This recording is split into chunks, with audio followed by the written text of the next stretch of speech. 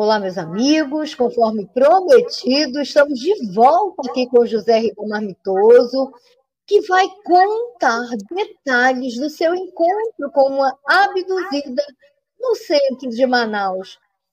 Por favor, José Ribamar, abra o seu coração.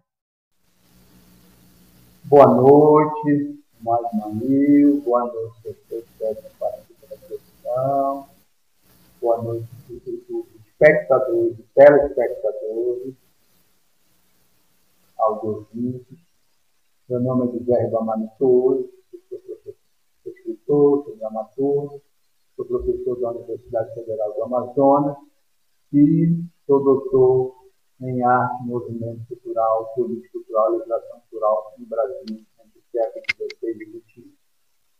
Mas, na verdade, eu não estou aqui para tratar da minha biografia, nem da minha produção acadêmica, nem da minha produção teatral, nem da minha produção artística. Na verdade, da produção artística, sim, porque, embora eu não vá falar de teatro, mas eu vou falar de literatura, e especialmente um livro de uma novela chamada Laurinha Goncourt. Essa novela Laurinha Goncourt, evidentemente, como todo ato criativo do autor, ela tem um fato e tem uma ficção. Dificilmente os escritores escrevem sobre algo que não viveram, nem que essa vivência seja um sonho verdadeiro. Mas, geralmente, alguns fatos da vida desencadeiam o processo. Eu costumo dizer que, para que eu levante da cama, para mim, com muita preguiça, até meu computador para escrever algo, é preciso ter algo muito significativo para mim. Porque, sendo para mim, muito provavelmente será para o leitor.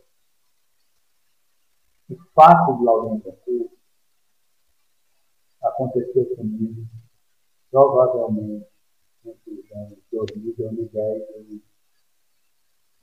O fato é que eu estava no carro com um amigo meu poeta, que é o fato, não é a ficção. Um amigo meu poeta Marcos Gomes, uma noite na Praça da Garibaldi, no Centro Colégio Estadual, estávamos passando, e vimos uma mulher, em determinadas circunstâncias, provavelmente se prostituindo, e devido à altura, uma altura atípica para uma cidade de pessoas baixas e medianas como Manaus, e a cor do cabelo, nos fez dar outra volta no carro para, sem nenhum interesse, observar aquela beleza. Nossa intenção de voltar foi pela altura, pela beleza. E ela estava com dois homens e nós provavelmente jamais iríamos tentar seduzir, alguma coisa parecida, mesmo para nós parecendo uma prostituta. Nossa intenção não era essa, nossa intenção era observar o que era aquilo. Né? Quando nós voltamos, ela estava só e fez um sinal para o carro. Eu parei, ela disse: boa noite, eu sou Laurinha Goncourt, eu sou prostituta. Não, nós voltamos só para observar sua beleza e tal. Aí nós vimos que, de fato, um olhar muito estranho, tá? Um olhar muito estranho, uma coisa muito...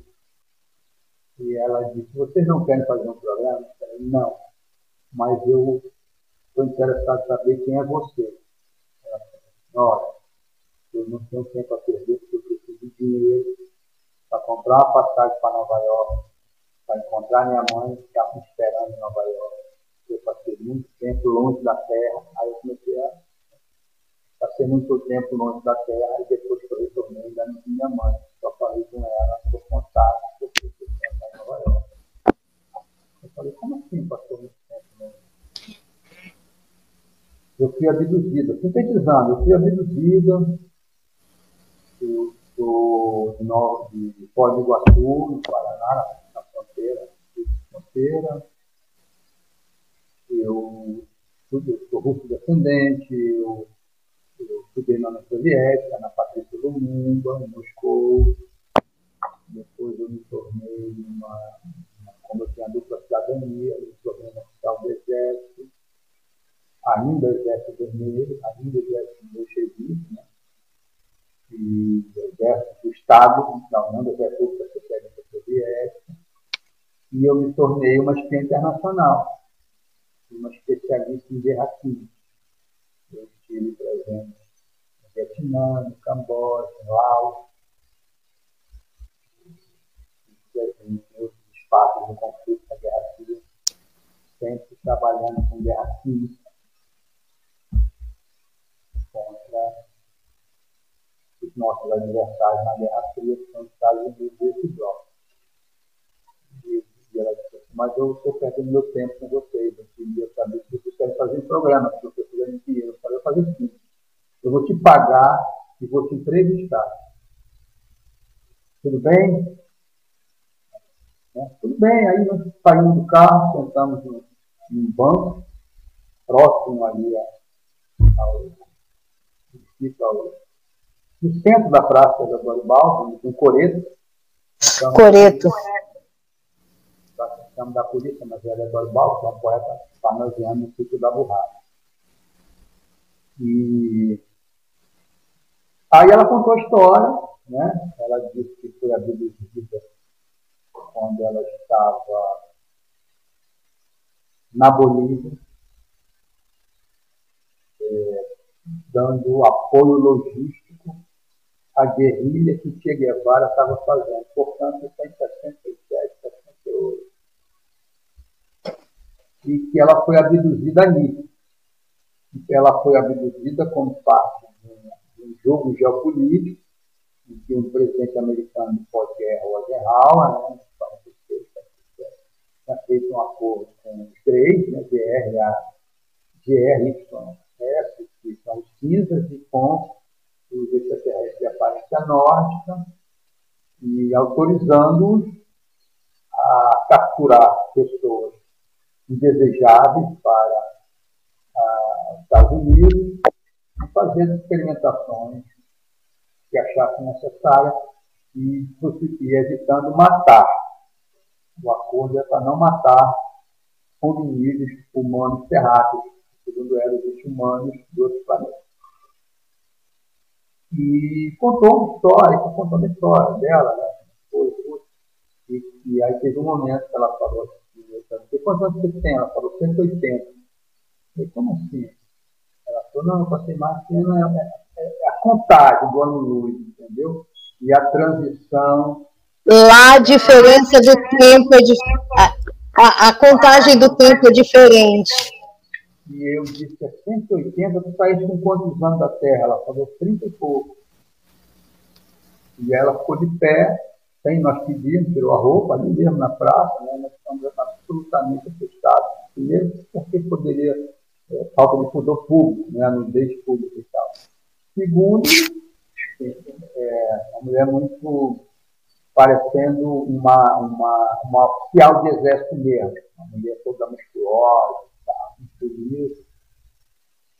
E aí ela tirou a roupa, enfim. Aí ela, depois disso, ela disse, olha, eu estou hospedada no hotel aqui. Eu trouxe várias... Depois ela colocou a roupa.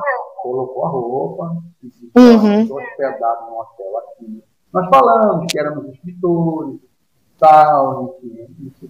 Foi contado na ficção, mas eu não vou tentar porque eu não quero misturar. Eu tive um erro temporal na última entrevista, que eu misturei ficção com realidade, com fato. Aí eu gostaria de presenteá-los, porque vocês foram muito corretos comigo, me pagaram o tempo que eu gastei com vocês, papá, e eu queria dar um presente para vocês. Como eu sou especialista em antrax, olha a loucura, eu sou especialista em antrax, que é aquela substância que colocaram no metrô de Tóquio. Antrax? Antrax, ANTRAX, é um gás de um pó venenoso que foi usado num ataque em Tóquio. Entendeu? E ela dizendo, eu sou especialista nisso, disse que a humanidade estava sendo envenenada por esses chama? Baygon, essas coisas, como é que é o nome? Agrotóxicos.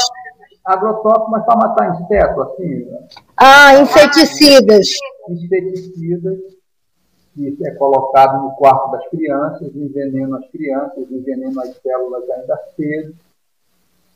E essa é uma das causas da vida humana ser curta, então. E esse envenenamento é tático, né? Disse que a Baia era uma empresa do nazismo,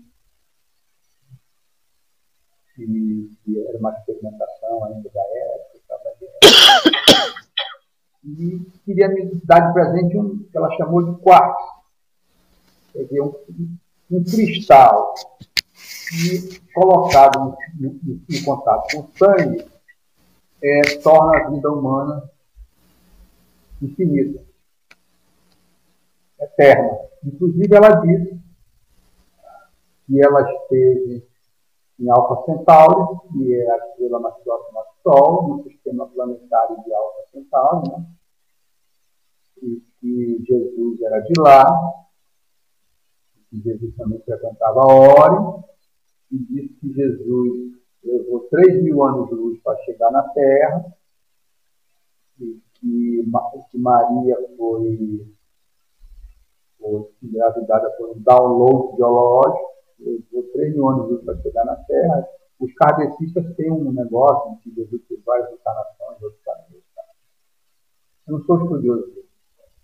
E ela disse que Jesus, o sangue de Jesus, de fato, que ele fosse inoculado, tome meu corpo, meu vinho, porque o meu vinho, o vinho é meu sangue e tal, né?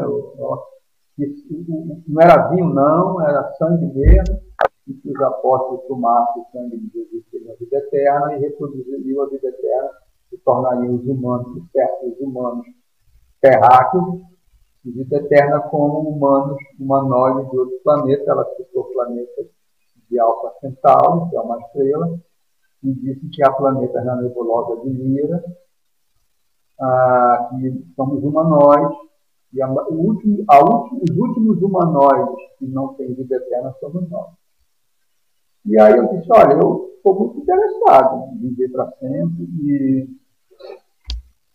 vai ser difícil me tirar desse planeta. Eu vou lutar para ter o maior tempo de vida útil possível. Ela começou a rir e disse, vamos ali que eu vou te dar um presente. Vocês vão experimentar esse quarto. Vamos ver se vocês conseguem ter vida eterna. Eu não ia beber, né? Não ia fumar, não ia engolir, não ia injetar, nem fazer nada. Mas eu queria ver a pedra, o pó, o quarto. Né? E ela foi até um hotel que tem na Quindalina Bacuí, com a de Nabuco, um hotel da Boemia que tem em Manaus, o Hotel Filipão. E nós entramos com ela na portaria. E o quarto dela era no primeiro andar, no térreo, e do hall de entrada do hotel dava para ver o corredor onde ela estava hospedada.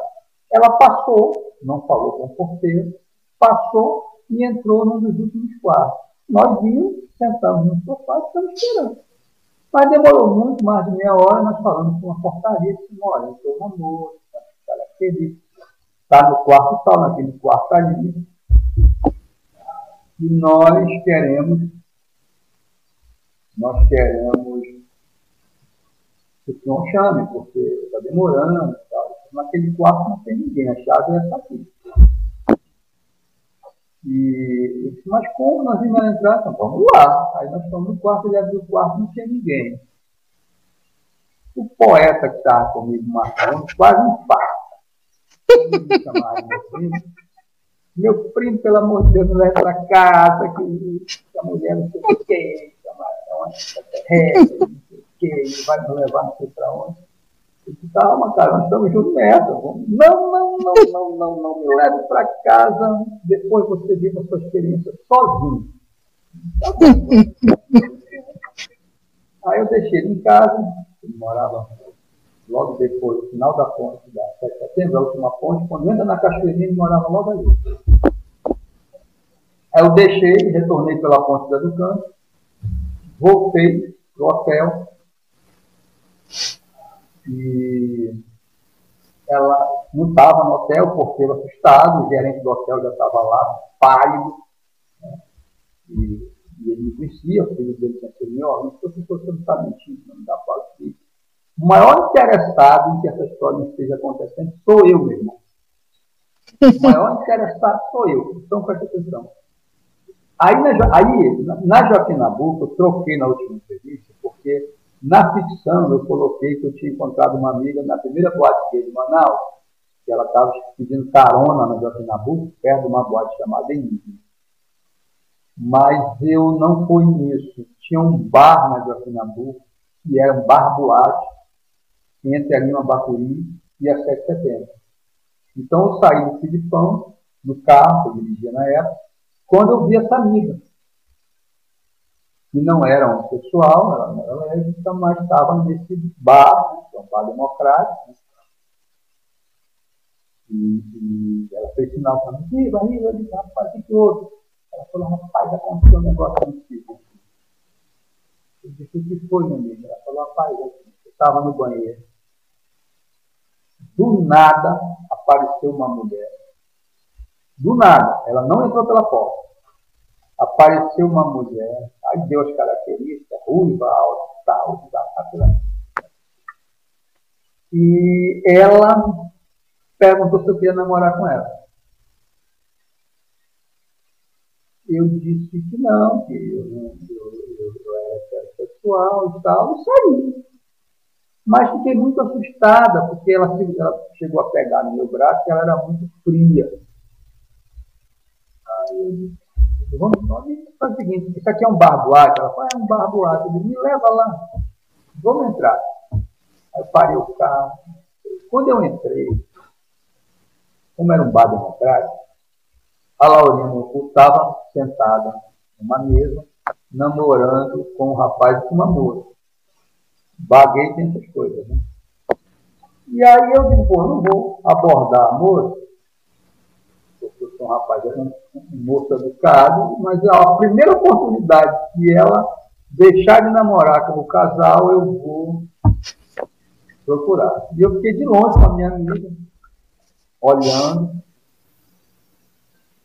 E quando ela levantou, a minha amiga foi em direção a ela e falou, eu queria falar contigo. Ela me viu, não me reconheceu. O que vocês querem? Aí eu falei, olha, eu estava te entrevistando. Ah, já sei. Meio escuro, né?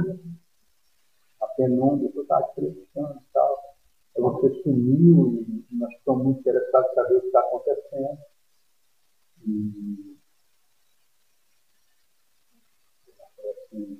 Por favor, eu preciso ir ao banheiro. Aí falou para minha amiga, você me leva até o banheiro? Aí a menina ficou assim, disse, não, vai, estou aqui na porta do banheiro feminino. A moça entrou, aí disse que ela entrou no reservado, né? Porque o banheiro feminino tem vários reservados, ela entrou no reservado, ela ficou esperando, até que ela abriu a porta, cara. Eu acho que essa mulher sumiu. Não, ela não saiu por aqui, eu disse, não, vou bater na porta dela. Ela bateu e abriu no reservado, né? O banheiro feminino tem reservado, não tinha ninguém.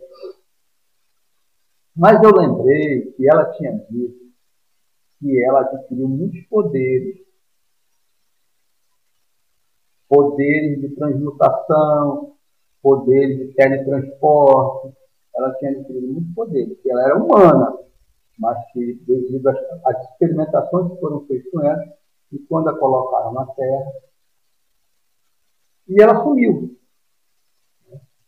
Mas eu lembro que antes dela sumir, ela me fez uma pergunta muito interessante. Ela disse, não, ela tinha me dito que a União Soviética, então, uma coisa. Você era contra ou a favor da União Soviética? Eu falei, nem contra nem a favor. Eu compreendi o que estava acontecendo depois que eu comecei a estudar e tal. Ela falou assim, alguma coisa lhe chamava a atenção na União Soviética? Eu falei, teve uma coisa que para mim explicou foi desse jeito. E ela falou, o que foi? Em 56, 58, o Nikita Khrushchev assumiu a presidência da União Soviética no lugar do Stalin. E, no seu discurso de posse, ele disse que os escritores podiam ficar tranquilos que o sexo e o riso, o humor, a sátira, a ironia podia estar de volta na literatura carrancuda, trágica, especialmente a stalinista. Ela disse, mas só isso? Eu falei, para mim, como escritor, isso foi o mais interessante, porque eu próprio aqui no Ocidente, no Bloco Capitalista, passei a escrever com narrativas ficcionais, satíricas, eróticas, e percebi que a obra, eu falei para ela, né, percebi que a obra do Jorge Amado, antes de 58, era uma obra sem rios, praticamente sem sexo, né? Só depois de 58, Gabriela começa a fase total, sexualidade dele, e foi depois desse discurso que caprichou. Aí ela disse que foi a época que ela foi no banheiro e tal. Aí ela sumiu. Né? E eu fiquei muito assustado, fui até a casa do meu amigo, quem está aí e tal, o rapaz falou, tu está sozinho? Eu estou sozinho, como é que eu ia trazer uma pessoa para a tua casa? Eu estava levando ela para a casa dele, que ele morava. Meu irmão, não vem me trazer problema. Eu digo, eu não estou trazendo problema, eu estou trazendo solução. Eu estou atrás de solução. O que é que eu faço com a minha cabeça dentro de uma experimentação dessa? Aí entrei, o mesmo poeta que estava comigo antes de tudo. Eu estava solteiro, e ele estava solteiro. Eu era divorciado, e divorciei várias vezes na vida. Eu sou um santo casamenteiro. Aí aí eu não ia para casa, precisava de uma companhia, né? Para pelo menos não enlouquecer, né? Aí, e principalmente alguém que tinha experienciado a mesma coisa que você. Exatamente. Para não achar que eu estava, E aí ele disse assim para mim, rapaz, é o seguinte, eu já vi que você é um péssimo poeta, ele gostava de me diminuir. Brincadeira, já vi que você é um péssimo poeta. Mas eu até te admiro como narrador. Pô, bicho, uma história dessa, ainda vem perguntar para mim o que fazer? Se é uma história que o destino te deu de presente, tu não pode brincar com o destino. Se o destino te colocou diante de uma situação dessa, e aí ele até me lembrou do Mário de Andrade, que era muito erudito, Martina, aparentemente, poeta de rua, mas era muito erudito. Ele disse, você está lembrado do Mário de Andrade? Mário de Andrade disse, olha, tem escola para tudo. Escola para formar bailarino, coreógrafo, cineasta, músico. Tem escola para tudo, mas não tem escola para formar escritores. Cursos de letras na universidade não formam escritores. Então, e aí o Mário de Andrade dizendo que, por causa disso, é a vida que escolhe a pessoa para ser escritor, colocando na vida daquela pessoa situações de fato que ninguém viveu e, portanto, ninguém experimentou e, portanto, se não for narrado, esse fato pode suprimir uma parte da história humana em determinadas circunstâncias. Então, você vai ter que narrar esse fato, porque foi a vida que escolheu para ser escritor, te dando de presente esse fato. E aí, eu encerro aqui a parte do fato, e aí começo a falar como é que eu transformei esse fato em ficção. Lembrando que entrou um bichinho aqui na minha sala, eu moro perto da Floresta da Tijuca, e a minha gatinha está caçando o bichinho, e nunca tinha entrado um bichinho na minha sala, mas dizem que os bichinhos são bons sinais. Espero que a Sofia, deixa o bichinho, Sofia. Ei, Sofia é o nome da minha neta canina. Inclusive foi operada ontem. Ela teve uma distensão muscular, aliás, um rompimento de ligamento. E foi feita uma cirurgia e hoje ela voltou para casa, em São Paulo. Eu estimo as melhoras. Pronto, filha da Ananda. As melhoras dela. A cantora. Ah, é filha da cantora. Isso. Neta canina que eu tenho. Neta? Tem. Canina, uma cadela. Ah, entendi. Então, E se chama Sofia. ela está numa briga ali com o ser verde. Vou deixá-la, só não quero que ela coma esse bichinho. Bom, como é que eu transformei esse fato em ficção? Primeiro, tinha que ser uma narrativa em primeira pessoa. Tem só que esclarecer que ela é filha da Daphne também, da outra filha minha, senão vai ter briga depois. Então, vou transitar do fato para a ficção.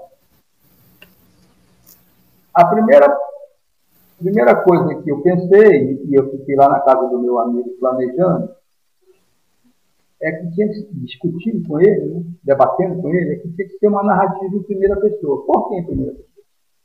Porque a primeira pessoa é o narrador, personagem, que fala de algo vivido. Então, ele fala por dentro do fato. Ele não fala sobre um fato certo. Né? Eu não ia contar que alguém encontrou a Larinha Ventura. Contar que eu encontrei. Portanto, os detalhes do encontro ficam mais vivos nas descrições da narração. Então, a primeira, bom. A segunda questão é que, embora seja uma narrativa em primeira pessoa, eu tinha que separar o escritor, que é o Ribamar, do narrador. E quem narra vai narrar uma outra história. Né? Então, o nome do narrador é a Juricaba Silva, que é uma personagem narradora de muitas histórias. É um escritor, é o meu alter ego, né? É um escritor. A Juricaba é em homenagem a Juricaba e Silva, porque é o nome mais comum no Brasil. Então, eu juntei um nome indígena, Aruaque, né? A Yurikawa, quer dizer, casa de marimbondo, né? Com o nome do colonizador, Silva, né? E para expressar um pouco a formação étnica de Manaus também. Então, a Juricaba Silva é o narrador. O narrador é a pessoa, e esse narrador, uma personagem narradora é a Juricaba Silva. Na narrativa, o Ajuricaba Silva, ao invés de pagar para entrevistar, ele paga para fazer um programa. E tem uma experiência sexual com uma abduzida. E ao se deslocar, ao entrar no apartamento do Ajuricaba Silva, ela vê algumas fotos que tinha no meu próprio apartamento. Eu não quero misturar. No apartamento do Ajuricaba Silva, tinha algumas fotos, como a do Brecht, dramaturgo alemão, de um filósofo indiano chamado Osho, que as pessoas tratam como guru místico, mas ele era um professor de filosofia, com uma filosofia maravilhosa. E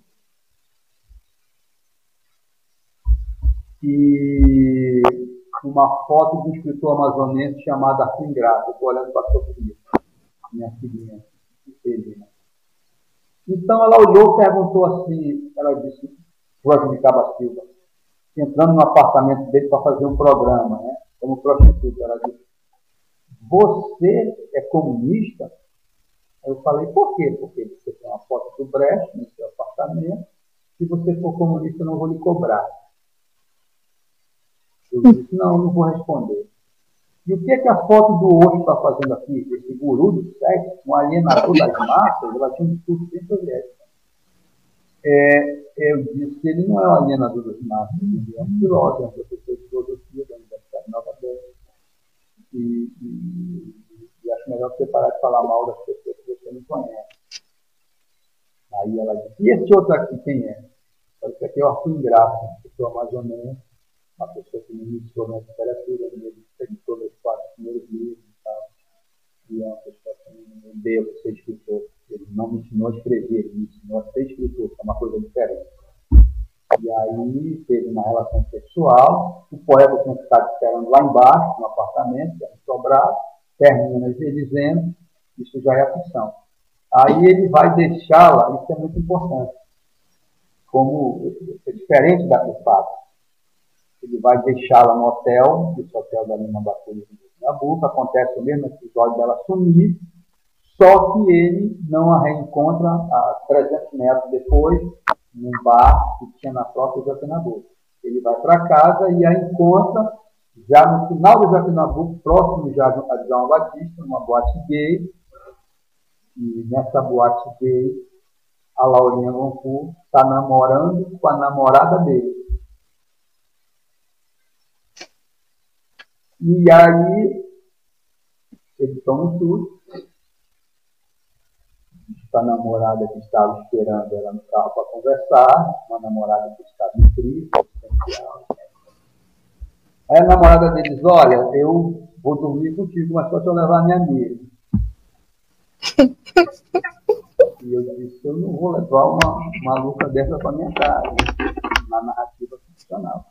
Mas termino levando, e ao chegar na casa, ela volta a fazer a mesma pergunta que tinha feito no fato, não na ficção. Só que ela foi com a gente Caba Silva. Escuta, rapaz, alguma coisa se interessou no antigo União Soviética? Aí o de Caba Silva repete o que eu na vida real repetia, discurso liberando, acabando com a censura sobre a literatura, liberando o sexo e o riso. E ela disse, diante dessas circunstâncias, eu vou apagar a luz. E apagou a luz e a história encerrou aí. Então, é uma novela muito picante, mas que traz as informações da Guerra Fria, traz as informações, ela conta, por Caba Silva, né? Antes de fazer o programa no apartamento dele, ela conta quem ela era, que era uma capitã do Exército Vermelho, que é especialista em guerra química, que deu assessoria a várias lutas de resistência e a várias guerrilhas no mundo, né? Guerrilhas dentro da Guerra Fria, que ela foi reduzida, por que foi? Disse que os Estados Unidos tinham feito acordo com os cinzas da aparência nórdica, e disse que ela foi uma das vítimas, ela foi capturada, ela muito mais que abduzida, ela foi capturada, ela foi retirada porque ela era muito perigosa para os Estados Unidos, porque ela era uma guerrilha, era muito uma caçamba do exército bolchevique, e ela tinha contado essas histórias inteiras, falando especialmente do encontro em Novo México, que o Eisenhower teve com as naves que caíram no Novo México, do acordo, falou da Federação Galáctica, né, da Federação Galáctica, falou que aproximadamente 40 seres humanoides e não humanoides, e ela explicou a diferença, quer dizer, os extraterrestres são não, os aliens são não humanos, com consciência e senciência de outros planetas. Os extraterrestres são humanos de outros planetas. Ela fez a diferença entre extraterrestre e humano. E ela disse que há seres que não são feitos de carbono nem de hidrogênio. Depois eu fui estudar o que era isso. O que nos dá materialidade é o carbono e o hidrogênio. E seres que são energias conscientes e sencientes, que vivem na Terra, outros não, e que é possível no multiverso ter contato com várias experiências. E o importante da novela é que ela é ficção, ela tem uma trama de desbilhotagem internacional, de sexo, de Guerra Fria, de disputa de interesses dentro da Amazônia. Ela fala até que o primeiro bicho foi criado tem até um grupo lá, de guerrilha no primeiro bicho, né? Na verdade, o primeiro batalhão de infantaria na selva era um batalhão americano, para treinar todos os soldados dos exércitos da Ponta Amazônia contra a guerrilha, e é verdade. Um treinamento de guerrilha dentro de Manaus, poucas pessoas sabiam. E era um batalhão de guerra na selva. Pessoas da Bolívia, da Panamazônia, Bolívia, Equador, Colômbia, Peru, Venezuela, Suriname, Guiana, eram treinados lá para enfrentar guerrilhas marxistas. E ela contou tudo isso. Então, não é uma história só erótica e satírica, porque tem muito humor ligado ao medo, né, que o narrador e seu amigo poeta vivem. Tem também uma coisa meio sombria, né, que é uma relação sexual entre um homem e uma medida que passou a ter características não terráqueas. Né? Então, essa, sair do fato e entrar na ficção, essa é a ficção. O trabalho do escritor é destacar coisas e, às vezes, hiperbolizar, né, exagerar, para que o leitor, por um modo horizontal, transversal, entre na história. Se eu for contar só uma história de abdução, ninguém vai ler. Pelo menos eu, porque eu não tenho experiência, eu sou diferente de você. Você tem uma pesquisadora, tem dados, tem experiência, tem inteligência, né? Obrigada. E eu não tenho, então eu vou contar besteira. Eu conto que um livro como o seu, a pessoa vai se interessar, porque é um. No meu caso, se tratando de ficção, não teria sentido se eu não apimentasse essa história. O leitor brasileiro. Olha, mas eu vou falar uma coisa para você. A história real que você contou no começo já é bastante apimentada, né?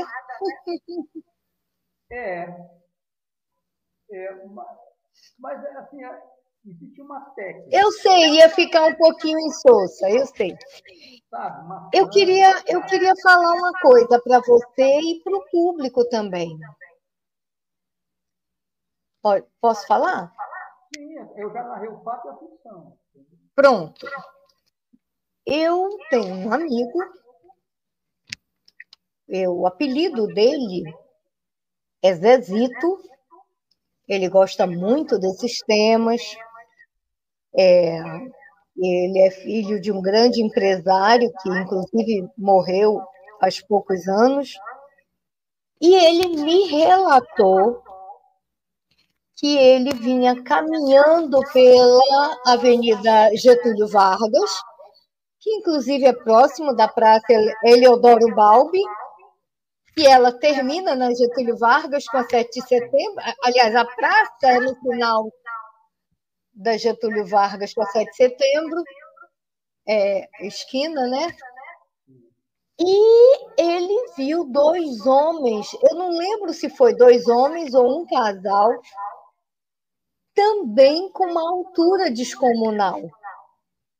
Para nós, né, amazonenses, 2 metros, 2,10 m, é muito diferente do que a gente está habituado, porque aqui, inclusive, a maioria das pessoas tem uma estatura mais baixa do que o resto do Brasil. E ele ficou olhando para aquelas pessoas e aquelas pessoas sentiram que ele estava olhando e se viraram para ele. E aconteceu alguma coisa que eu não lembro. Parece que os olhos eram muito diferentes. E ele, então, nunca mais esqueceu dessa situação. Será que havia mais abduzidos aqui no Amazonas? Mas, não é interessante? Eu vou ser muito sincero. Em 2018... lembrei. Eles usavam capuz e parece que casacos, e aqui no calor de Manaus não se usa, né? Justamente para esconder a aparência muito diferenciada deles. Pode falar. Desde 2015, eu lancei... 2014 eu encenei minha última peça de teatro. 2015 eu lancei meus 2 últimos livros, de contos e de crônicas para a Amazônia. 2018 eu dei minha última entrevista. Então, depois de 2018, 5 anos depois, é a primeira entrevista que eu estou dando Olha que legal. Muito obrigada. Aconteceu algumas coisas assim, como a morte do Rogel, a Elvira França, que escreve no portal Amazônia Real, me entrevistou para saber como tinha sido a minha relação com o Rogel, na UTI e tal. E outras pessoas assim. Conheço a Elvira. Um escritor moçambicano, pediu uma opinião minha, não era uma entrevista, uma opinião sobre um fato que aconteceu lá em Tupaluxa, que é um distrito lá, justamente de movimento cultural, coisa assim, entendeu? Um amigo meu de Cabo Verde, que pediu uma opinião minha, botou lá no portal sobre literatura de língua portuguesa e tal.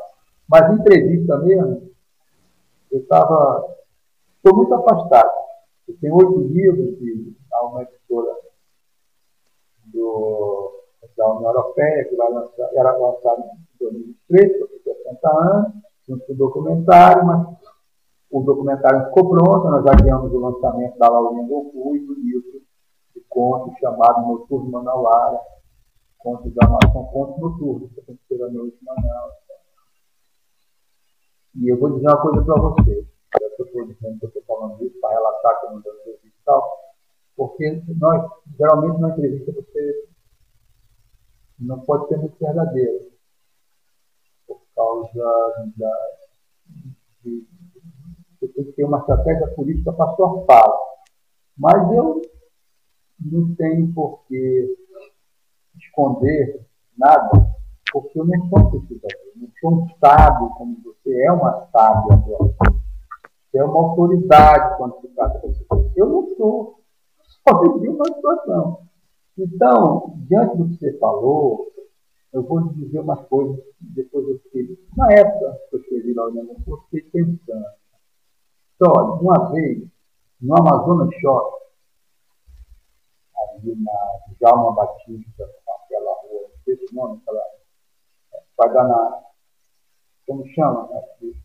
Ali na Amazonas Shopping, que é na Djalma. Correto. Darcy Vargas. Darcy Vargas.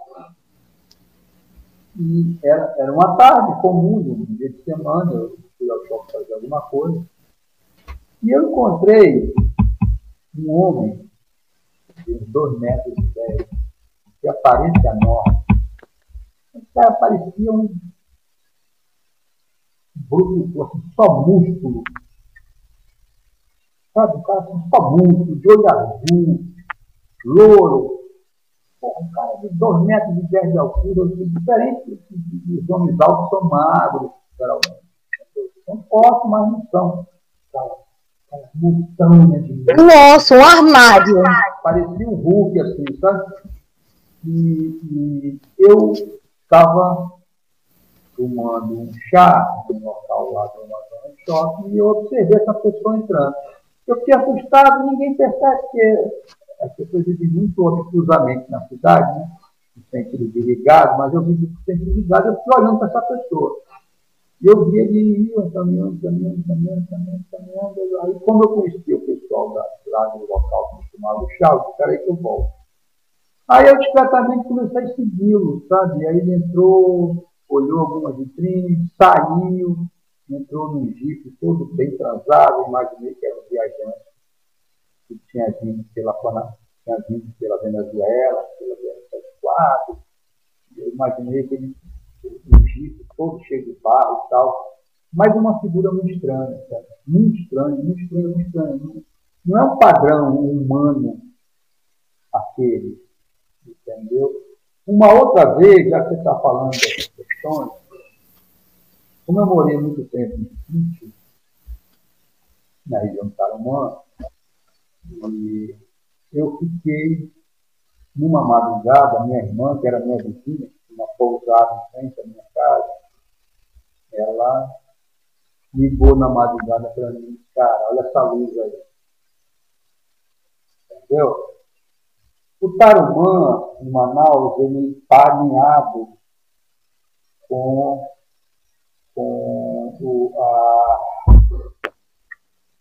o caminho da biosfera de preservação ambiental da Flora Amazônica da Unesco. Então, vem do Mato, vem dos Andes e tal, há um caminho A região do Tarumã é um ponto energético do planeta. A região do Tarumã é um ponto energético do planeta. É um ponto geodésico de articulação energética do planeta. E por isso que no Tarumã hoje tem muitos trabalhos de terapias holísticas, feitas terapias transcendentais. E o Tarumã não é um local qualquer. Tia de Olinda que o diga. Oi? Tia de Olinda, Shirley Gontijo, minhas amigas. Não só o Luiz Amanda, a Carol, né? Isso. Um trabalho muito legal, mas existem outras doutrinas dentro do Tarumã. Existe a Umbanda, existe o Candomblé, existe terapias holísticas transcendentais, existe yoga, e existe terapias meditativas. Então, embora seja pouco conhecido dentro da própria cidade, existe essas... E aí minha irmã disse, cara, olha essa luz. Eu disse, eu não vou olhar não, morando sozinho, eu não vou olhar não. Ela disse, vai passar por cima da tua casa, eu estou olhando da janela, e de fato passou. Né? Não parecia um drone, nem parecia um helicóptero. E aí eu conversei com minha irmã, disse, mas mano, vem cá, tu mora mais tempo que eu. Ela disse, mano, eu já tive experiências assustadoras aqui. Eu agora ignoro, porque se tivesse acontecido alguma coisa ruim, já tinha acontecido. E outras coisas, por exemplo, uma vez eu estava na Bacia do Tarumançu, lá na comunidade do Livramento, uma escola, eu conheci uma escola lá na comunidade rural de Manaus, eu era professor lá, que fui meu aluno na Universidade Federal. E durante a noite,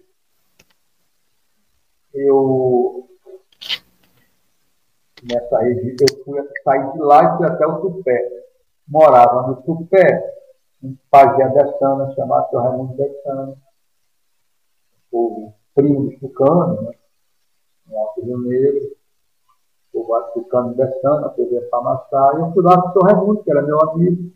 Sr. Raimundo, eu vou dormir no Tupé, eu vou voltar para Manaus, não. Não, vamos dormir aqui e tal.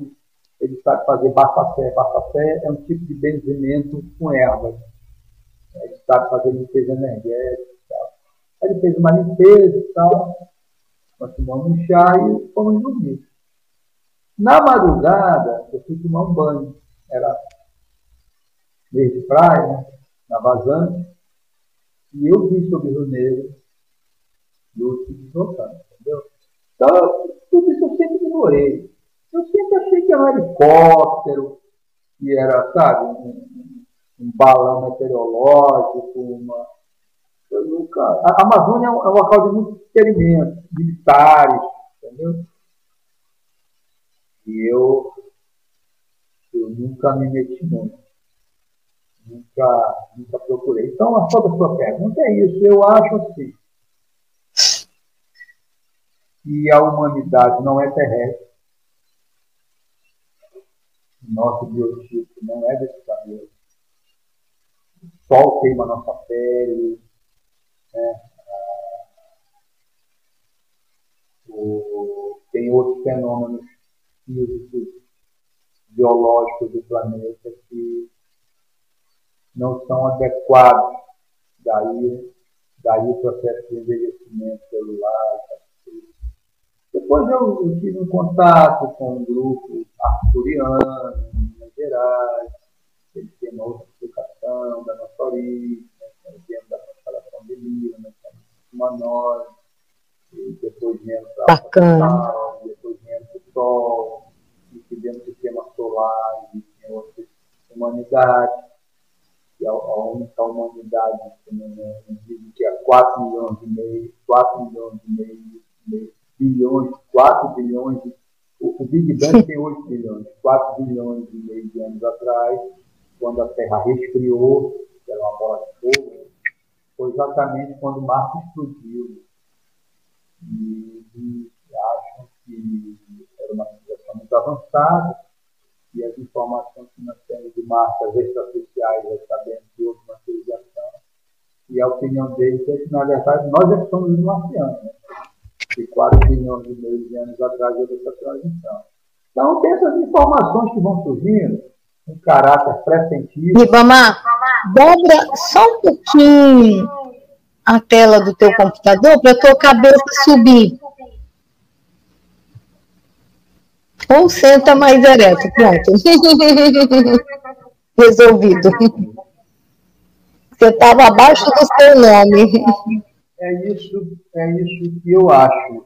Eu acho que eu penso agora, eu não sou um pesquisador, não sou um consultor, não sou uma autoridade acadêmica, não sou um investigador. Não. As coisas, os fatos apareceram para mim como escritor. Pronto. Mas eu acredito em todas essas questões. Quando eu escrevi sobre o seu livro, eu acho que eu disse isso. Você fez uma resenha maravilhosa. Muito obrigado. Muito obrigado. Acho que é isso, mas eu acho que essa é a Laurinha Gonçalves do fato e é a Laurinha Gonçalves da ficção. Adorei conhecer a história verdadeira por trás da novela sobre Laurinha Goku. E quero, então, convidá-lo para suas considerações finais. Olha, eu quero agradecer a você e ao seu esposo pela questão do programa. Quero pedir desculpas ao seu público, porque às vezes eu faço questão de tirar a aula acadêmica aqui no início, eu não se trata disso, eu não sou estudioso da questão. Às vezes peço desculpas porque eu fiz questão de contar o fato, fiz questão de contar a ficção. Foi perfeito. Você não tem que pedir desculpas. E desculpa no sentido de que, às vezes, por se tratar de uma novela, as coisas podem parecer muito fantasiosas, mas aconteceu, e devem ser fantasiosas, mas aconteceu um fato. E desculpa nesse sentido, de que, olha, se porventura você achou uma coisa muito louca. Mas o nosso público já está acostumado com essas histórias fora do comum. Então é isso, agradecer a você, ao Sérgio, pedir desculpas ao público nesse sentido, né, e me colocar à disposição para qualquer outro bate-papo, qualquer outra entrevista. Muito obrigada. Tá bom? E é isso. Gente, muito grato, minha gratidão a você. Eu quero agradecer a presença de vocês com a gente, a audiência de vocês, e informar que toda segunda-feira, às 20 horas, hora de Brasília, 19 horas, hora de Manaus, nós temos um bate-papo aqui com pessoas que vivenciaram na primeira pessoa fatos muito inusitados, como esse do José Ribamar, e pesquisadores também. Portanto, até a próxima segunda-feira, 20 horas, hora de Brasília, e 19 horas, hora de Manaus, para mais um bate-papo com Mais Mail. Segunda é nossa. Muito obrigada por enriquecer a nossa segunda-feira. Um grande abraço.